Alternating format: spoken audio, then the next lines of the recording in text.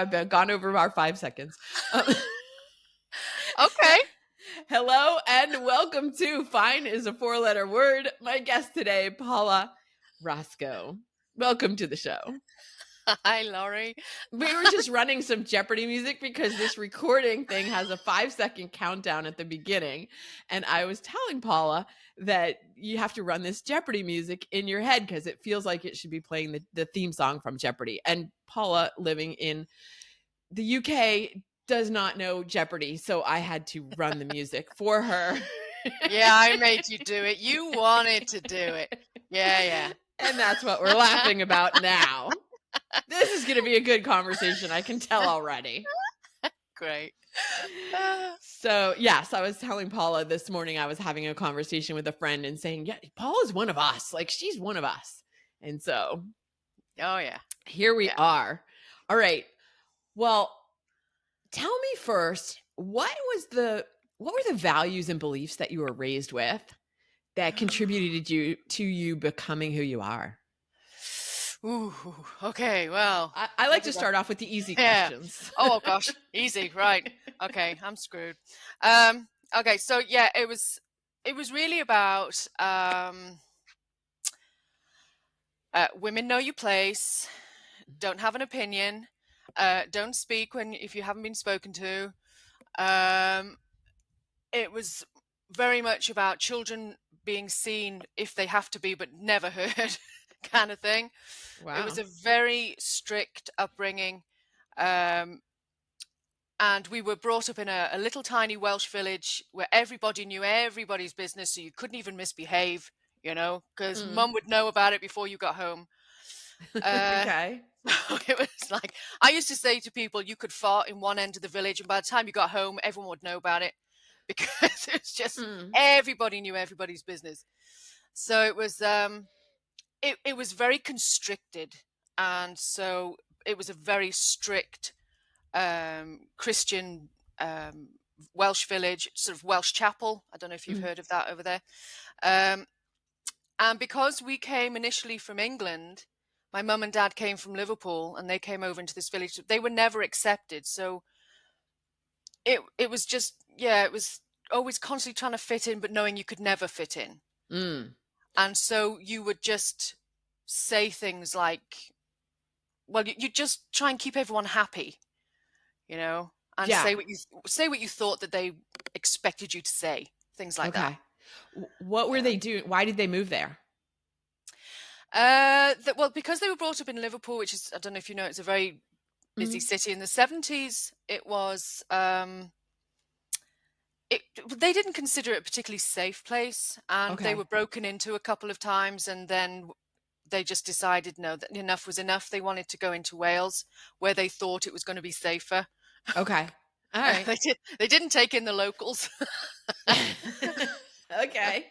All right. And then how did you quote unquote escape?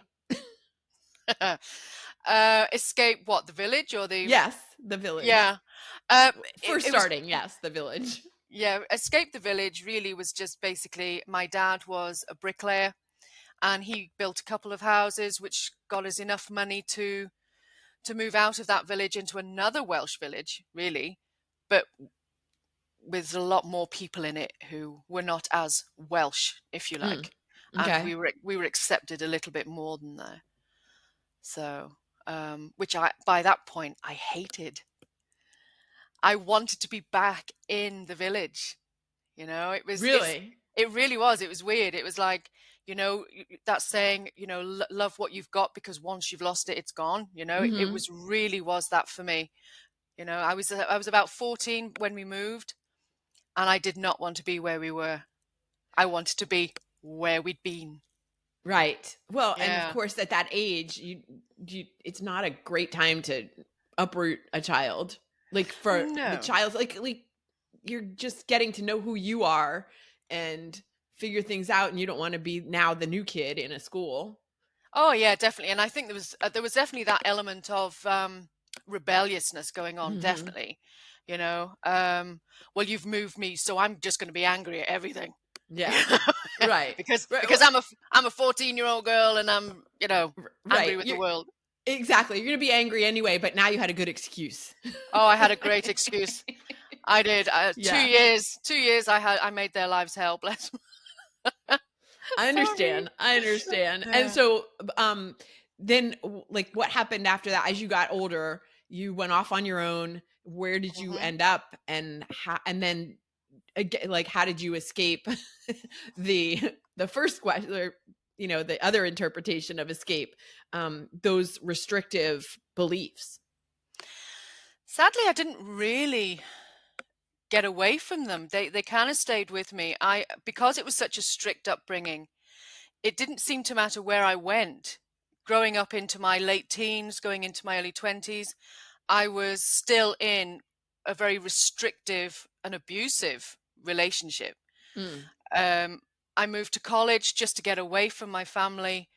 Um, but even there, it was very restrictive. It was rules, and there was a lot of this going on, that, and it was still there was still a lot of what was expected of women in the 80s. mhm, It was still a lot of, well, you're very good at this job, but don't think you can do that job, and that kind of stuff. And I'd been in college about 2 years, I think, 2.5 years. I was coming to the end of my 4-year stay. I know that. And I met this woman, this amazing woman. And I wish I knew where she was now. And she was the first woman to be a car mechanic. mm. And it was like everyone was, what's she doing? Oh my God, why is she doing that? And she was determined to do it. And everyone was just like, oh, she's amazing. She's amazing.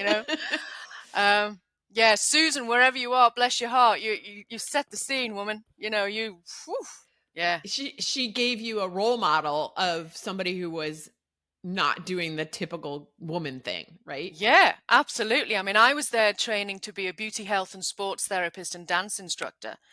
And it was one of those things where I knew I was very good at doing that kind of stuff. I've been doing like makeup and massage and things for years and years and years.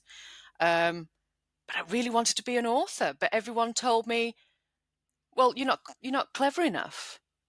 What? You're not clever enough. You go to college and do handsy stuff. You're good with your hands. But I want to be a writer. No, no, you're not clever enough. Writers need A levels, and you're not clever enough to get A levels. And I Wow. believed them, and it was very okay. All right, I'll go and do as I'm told. You know, and Mm. I'll be fine with it. Yes, fine. Arr. Yeah. But clearly your spirit was not okay with that because Mm-mm. No. yeah. No. No. I I did just under 4 years training, and as soon as I left college, I set up my own business, and I was there for about 18 months. And I basically sat down one day and went, what the what am I doing? I don't want this. So I did lots of other little jobs trying to make ends meet, trying to find out what I was wanted to do, find the courage to do what I wanted to do. Yeah. Um, and then sadly, it was the death of my son that was the trigger that then, poof, yeah, I'm going to do what I'm going to do. That is we definitely need to go back to that. Yeah. And that before I go there, did you know what you really wanted? You knew you wanted to be a writer. Is that Yeah. where you wanted to do? And that's what you were working up your courage to do. Yeah. Yeah. Okay. Definitely. Cuz you said you were looking to find the courage to do the thing you really wanted to do. Hmm. And I was going to ask you if you knew what that was, but you did. It was writing. Yeah. I'd been writing since I could hold a pen. I used to write little short stories for my brothers. I wrote this little book about um, zoo animals. I can't remember what it was called, but I looked at it from the other angle, so that it was all about the animals. Once all the visitors had gone, they take the mickey out of the visitors. You know, what what are they coming to see us for? What do they want me to do? Throw poo at them and stuff like that, or they'd say things like, "Did you see that big fat man? He's trying to be like an elephant." And I'd sort of just do little stories about that, and I've always kept a journal ever since I could write, since I was about 5 or 6 years old. So writing for me was just a natural thing to do, but I was Mhm. told, no, it's restricted. No, do as you're told. Go there. You Yeah, know? don't do the thing that you were naturally born to do. Yeah. Sadly. Yeah. Yeah. Well, right. And now what tell me the story about your son and how did that break you open to do the thing? Well, I went through a lot of abuse and a lot of psychiatric help, and Mm. came out of all that and got pregnant with Jack. Um, Everything was fine up to about 8 months, and then I went for my usual scan, and they couldn't find a heartbeat, and Oh my he gosh. was he was already dead. He'd been dead about a couple of hours. Had to give birth to him, and it was very traumatic, and it was absolutely awful to go through. Um, Yeah. but it was that 2 weeks later after his death, my husband had to go back to work, and I can remember sitting in the kitchen. I had no idea how I was going to get through the day, and I Mm. picked up a pencil and I started writing, and I wrote my first novel. Wow. And it then went on to win awards and stuff, and I just kept writing. How long did it take you to write it? Initially, probably about 4 months, 4.5 months, and then I went back and edited it and changed it, and I Mhm, think it was mhm. probably the whole thing was probably about a year. Yeah. What was it about? Ah. It was set in Shrewsbury, and it was sort of set around Henry Tudor. And do you know Henry Tudor in No. English? Okay, so you've got Henry Tudor, then you've got Henry VIII, his son. Oh, okay. You've probably heard of him. Yes. Yeah. Well, Henry Tudor was his dad, and he won the Battle of Bosworth, which basically ended the War of the Roses, and he then ruled. Okay. And it's how one terrible decision he makes echoes down through time, and it's called Echoes. Wow. Okay, and so this story just flowed out of you Hmm. because it had been waiting for something to trigger it, right? Yeah, I'm convinced of that. I think it sadly it needed something so awful, Mm. so terrible to happen. Mhm. Um, yeah, and it was like an awakening. I was no Mm. longer just going to sit in just being here. I'm going all the way up here. I'm going to go and do what I'm meant to do. And I've written 12 books so far. Wow. Yeah. That's incredible. Have they all flowed as easily as that first one? Yes, I've never had writer's block. The, Wow. the, the problem I have is I haven't got time to, and when it's coming, I can't type fast enough. Mm. So, and I'm also able to, if I need to stop mid sentence, I can go away for weeks, months, come back and just continue as though I'd never stopped. What? That's incredible. It's just, yeah, it's just instant. It's all there, and then it Have just you comes. have you ever spoken it out instead of writing it? Yes, I've narrated all of them. Okay. Because you Yeah, were so saying you can't write fast enough, so I was just wondering if the speaking would make it faster. I tried that. You can get a program where you talk and it types it Mhm. for you. No, it didn't work. I had to go back, and it doesn't quite get get it right. It doesn't. Hmm. You still have to go back and do all the punctuation properly and still put in. It didn't have the essence of me. I think that's what I'm trying to Mm. say. Okay. Yeah. Yeah. I know, I mean, I've heard and when I write as well, and even when I'm doing a presentation or creating a presentation, like, I have to write it Yeah. before I edit it to be spoken. Oh yeah. Yeah, Like, it just definitely. is it's I think it's how our brains work. Like, some Yeah. people can just speak things out and do it that way, but there's something about writing. Oh, well, yes. I mean, I use writing with my clients, in therapy. Writing it's one of the most powerful Mm. tools I think you can use. If you can get it out of your head, you can see it, you can work with it. Yeah. So I think that's why I found it so therapeutic to write Mhm. after Jack died. Yeah, absolutely. Yeah, definitely. Yeah, tell me more about when we talked, you mentioned that that an instructor gave you a challenge around using the word fine. Uh, yeah, gosh. Yeah, because about up to that point, I used fine constantly or okay, that kind of I'm fine. Oh yeah, Mhm. don't worry about me. I'm okay. And you do that tilt, that little smile. Ugh. Mhm. And I recoil when I look back at that. And when I began training as a therapist, I think it was the second week, I think. She sat us all down and she said, "Right, I know you all like to use this word fine and okay." She said, which is basically just a shorter version of saying fine. So she said, Mhm. what we're going to do, we're going to say fuck off, and we are not going to use fine or okay for the next 3 years.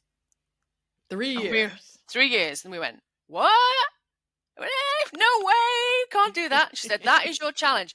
And you know what? I think once you get it into your head, it's actually, I found it quite easy. I mean, sometimes you'd slip and she'd go, you'd hear it across the room. Heard that.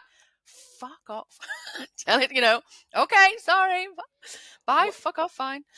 But it was, once you realize that if someone is asking you a question, then it's one of two things. They either really want to know, so you give Mhm. them the honest answer, Mhm. because if you don't, you're kind of disrespecting them for asking. You're belittling them for asking. If they really don't want to know, or if you really think they don't want to know, ask them. Do you really want to know, or shall I just say nothing? Mhm. Because my honest answer would be a little bit longer than just fine. And they'll be honest. They might be a bit shocked. They might go, Right, right, oh, well, um, and at that point, no, you didn't really want to know, and we're right, good. Fine, right. I'll walk away. But um, if if they are genuinely caring and they do actually want to know, they'll go, oh yeah, tell me. Mhm. You got to give people that chance to be, yeah, okay, let's connect. You know. Right. Yeah, absolutely. I love that perspective that you're disrespecting them if you just say fine. Well, yeah, if they've taken the time to ask and they genuinely want to know, Mhm. it's like I don't know. If someone says, if I said to somebody who had cooked me a meal, oh, or if they said to me, "Did you like the meal?" I said, "Oh yeah, it was fine." Right. What does that say? That Yeah. basically says, "Fuck off. I actually didn't like it." Or I don't want to know. You took all that time, you took all Right. that trouble to make it, and I'm really not going to give you the respect you deserve to give you an honest answer. Yeah, yeah. It was a Well, meal. yeah, What why would I do that?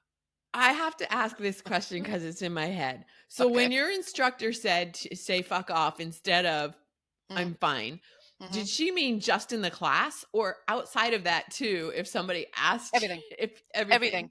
That was the challenge, is because, yeah, I mean, you can't just do it in a class environment. You have to embrace it. You have to embody that whole Mm, person, that truthful, honest. that energy. I'm going to stand in my integrity and I'm going to be this. I'm not going to say that four-letter word. You know, yeah. And at first, you find, what was mine? It was, um, oh yeah, I'm good. I'm good. And she'd hear me and she'd go, Paula, that's still a four-letter word. Mm, okay, yeah, okay. She said, if you want to say you're good, that's fine. but but expand on it. Mhm. Why are you good? Why are you? Yeah. So I started saying, yeah, I'm feeling good because. Mhm. And I got into the habit of saying, well, I'm not feeling too brilliant today because. you know and Yeah. it's also giving someone else permission to be honest, because Right. when I then say to them, thanks for asking, how are you doing, and if they then just say, well, I'm fine, or yeah, I'm okay, I will usually say, well, what's making you okay? Mhm. I'm giving them permission to be honest and stand in their own power, their own integrity, and just, yeah, Yeah, let's have a conversation. it's more likely that somebody would say fine when they're not fine versus if you say, "How are you?" and something really exciting just happened, they're gonna tell you. Yeah. Yeah, that is true. That is true. But I've also come across people over the years who will tell me they're fine or okay because they they may not want to tell me what's going on for them because they might think that something's going on for me and they don't want to Like, they don't it's wanna like, be happier if they feel yeah, like you're not happy, they don't wanna tell you about this exciting thing yeah, that you can happened to them because exactly, and you might be envious. you can see this like reel Mhm. going through their mind like 10 times, should I Mhm. say that, should I not say that, how should I play that, should I do, and I just say, for God's sake, just tell me what's going on. Yeah. Are you good? Are you not? Are you bad? Are you shit? What's going on? Where Yeah. are you Right. in this scale? Mhm. Yeah. And because we also talked about how words are energy. And so, Yeah. if somebody is just had something really fantastic happen and they're reluctant to share it with you because they don't know how you're going to take it, Mm, the the benefit of sharing that excitement is it can help raise your energy if you were absolutely. not in a as high an energetic vibration in that Absolutely. moment. Yeah. Yeah. But I understand some people's hesitancy because they don't want to diminish their excitement or their Mhm. amazing thing, or that there's something that's fabulous and brilliant, and so that you can feel that resistance of, if I share it, will it go down, or if I Mm. share it, will it go up? So you've got to kind of give that permission to say, yeah, tell me, come on, Mhm. Right. I want to hear it, Yeah. and yeah, let those words just rise and elevate. Yeah, Definitely. and I can understand that too because a lot of people are not like us who would be excited for that person. Of course, yeah, yeah. I They mean, would be more like jealous, envious, or right, they would be like those vampires that are going to suck the energy out of that excitement. yeah, sadly, you do have people like that. But even when I come across people like that, I have to ask the question, what is it that's missing in your life? Mm. And let's talk about that. Let's get that in the open. Let's use the words that you want to use. Mhm. Yes, I've got my excitement. That's not going to diminish. Let's find out how we can elevate you Yeah. so that then we can really start bouncing off that beautiful energy together. Yeah, and this You leads know? into a great next piece of this in talking about the power of words to heal. Yes. We touched on it when you were talking about writing and how that helped you heal, but tell me more about how you use that and what you teach in terms of, the power of words to heal or stay where you are. Well, I'm a grief guru.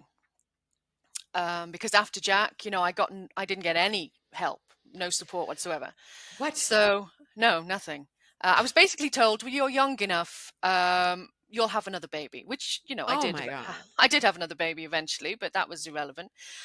So Yeah. when I felt able to, and once I trained as a therapist, it became very obvious that grief was my speciality, Mm, grief and death. And also because I work with angels and I'm a spiritual medium as well, I've been around death and grief a lot.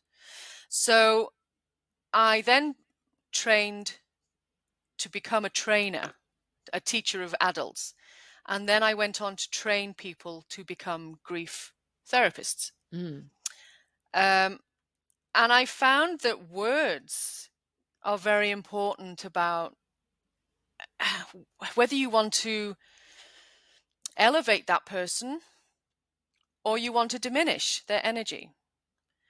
And so I try to teach people, look at the words that you're using. So for argument's sake, people will say to me, what's the one I usually hear? I'm never going to get over this grief.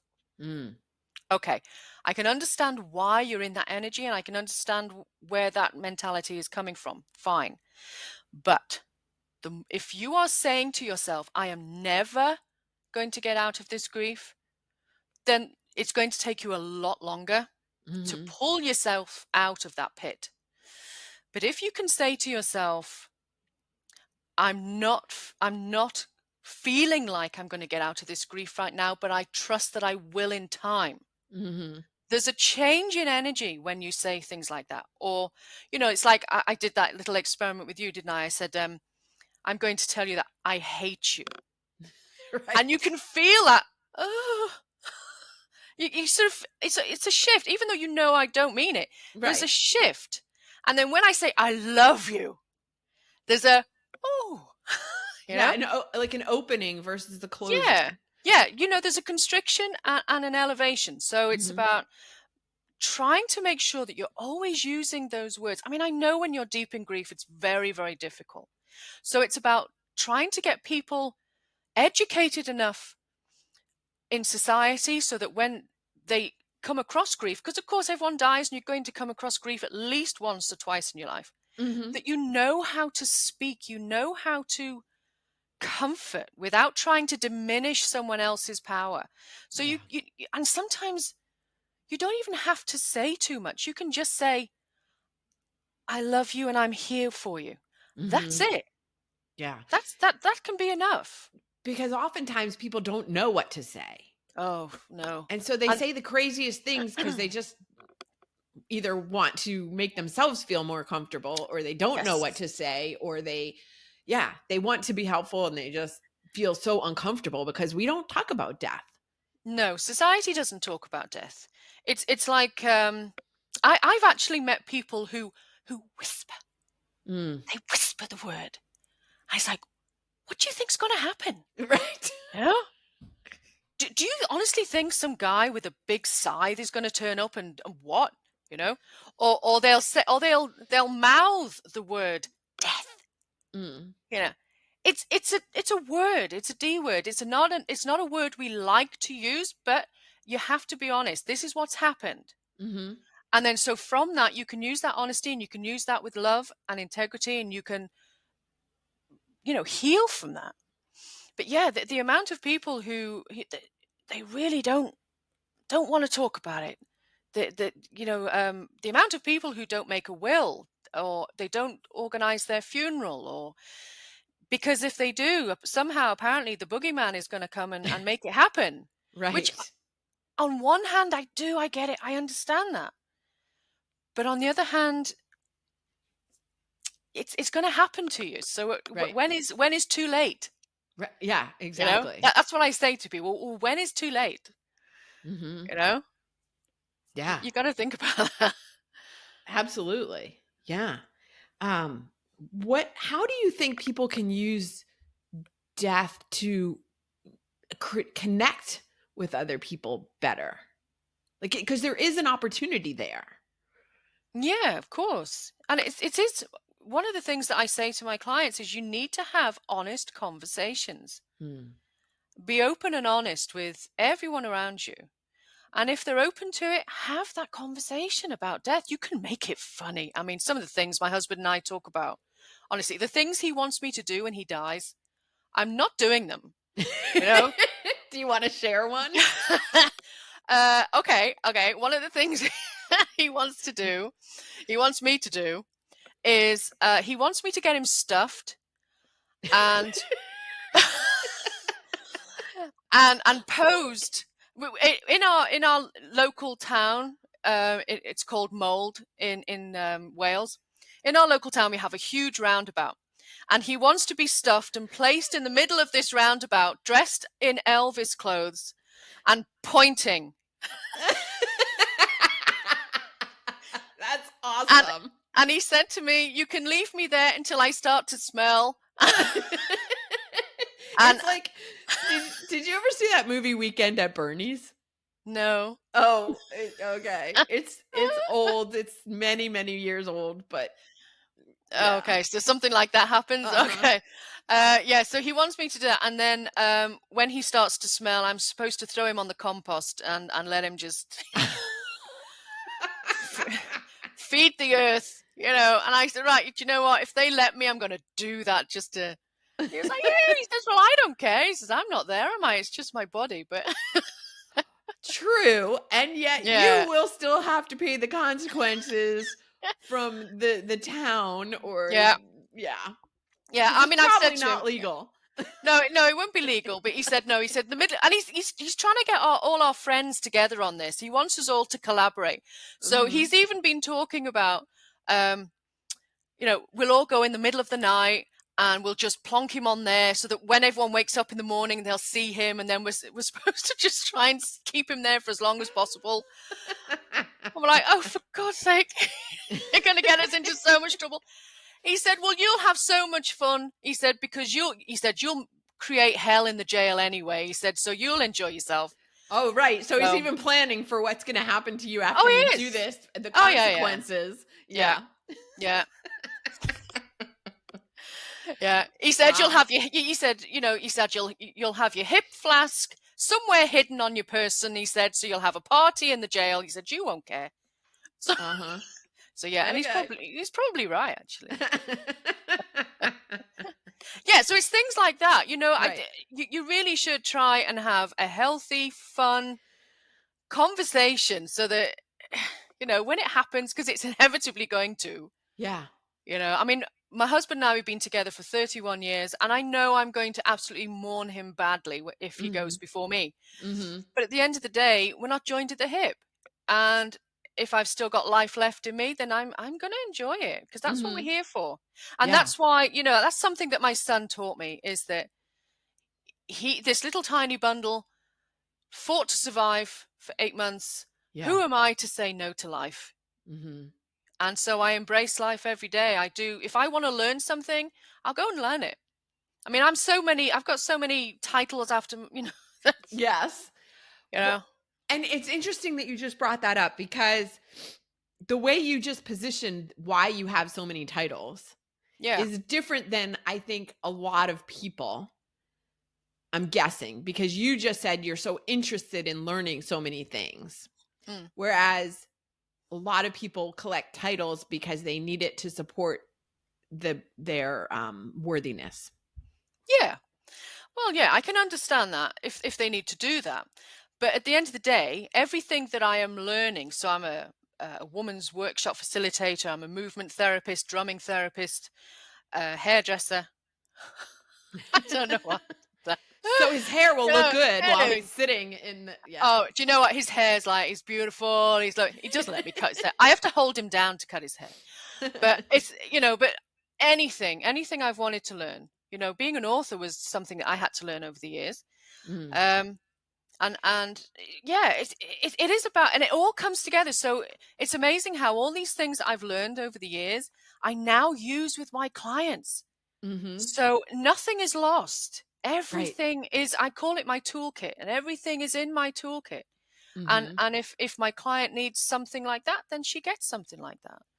Yeah. Yeah, she has all of me, all of my skills. Yeah, that makes sense of why somebody would collect education in that way. Yeah, yeah, but I didn't see it as education at the time. I just saw it as, well, I kind of like the sound of that. Let's go and Uh-huh. see what that's about, Yeah, you curiosity. know? Yeah, and it was, oh, actually, I'm going to learn that. And Mhm. it was terrifying. Some of the things I had to do, traveling on my own and going to learn various things and bits and pieces, but it was a hell of an adventure. And Mhm. it's a journey, and that's what life is. Life is a Yes. journey. You've got to embrace it. Absolutely. I say that all the time too of why I'm out doing nomad life these days. Yeah, That because life is an adventure and an experiment. absolutely. You know what? And if you're not enjoying it, change it. And I know Mhm. that can be easier said than done. And my Sure. husband, he's in a job he doesn't particularly like. So every morning I shout to him, "What are you going to be today?" And he'll say, "I'm going to be a stripper," or "I'm going to be what was he the other day? I'm going to be a naked postman.